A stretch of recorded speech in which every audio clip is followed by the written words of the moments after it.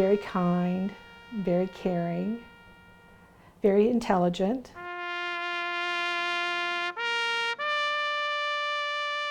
It was the summer of 1966 when Miamisburg, Ohio buried one of its first hometown boys killed in the Vietnam War. Mark V. Dennis was 19 years old. He was a hero from Miamisburg. Mark and 15 other men were on board a Chinook helicopter over South Vietnam when they took a barrage of enemy fire and crashed. Only 3 were said to have survived. The rest, including Mark, were reported killed in action. A war photographer happened to capture the tragedy. Mark's cousin, Linda Irwin.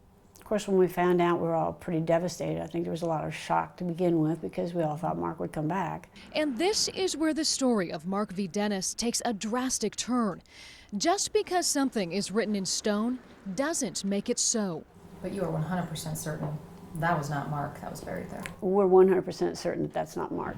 In a last-ditch effort, the family sent the one and only tooth returned with the badly burned remains to a commercial laboratory in Pennsylvania for DNA testing last year. The test report shows it's not a match. I think because of the technology they had back then, that they did what a lot of people do. It was process of elimination. We knew these guys, we could identify these people. Here's another body over here, that had to be Mark. A 1970 Newsweek magazine changed everything for the Dennis family. Inside, a photo of an unidentified POW. And we all said, that's Mark. The resemblance, uncanny. However, the military says the man in the photo wasn't Mark. Still, it planted a seed of doubt which grew into a decades-long quest for answers. Mark's brother Jerry led the charge. He pored over the death certificate, questioned survivors, and exhumed the remains. The Navy maintained they were those of Mark V. Dennis. He's listed on the Vietnam Memorial in D.C. as a confirmed death. 1966. Quang Tri Province, South Vietnam. Mark's story appeared on a 1990 episode of Unsolved Mysteries. I was given a choice, either accepting that body, or if we refused to accept it, the Navy was going to bury it in Arlington Cemetery with Mark's headstone on it. And I decided there was no way in hell they're going to do that. And I give Jerry an awful lot of the credit because he was a bulldog. He did not want to give up on his little brother. Unfortunately, Mark's parents and brother died without seeing the results of this latest DNA test.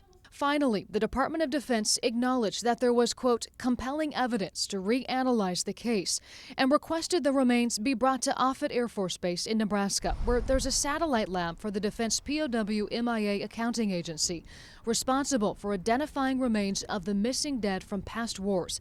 The family did so in March.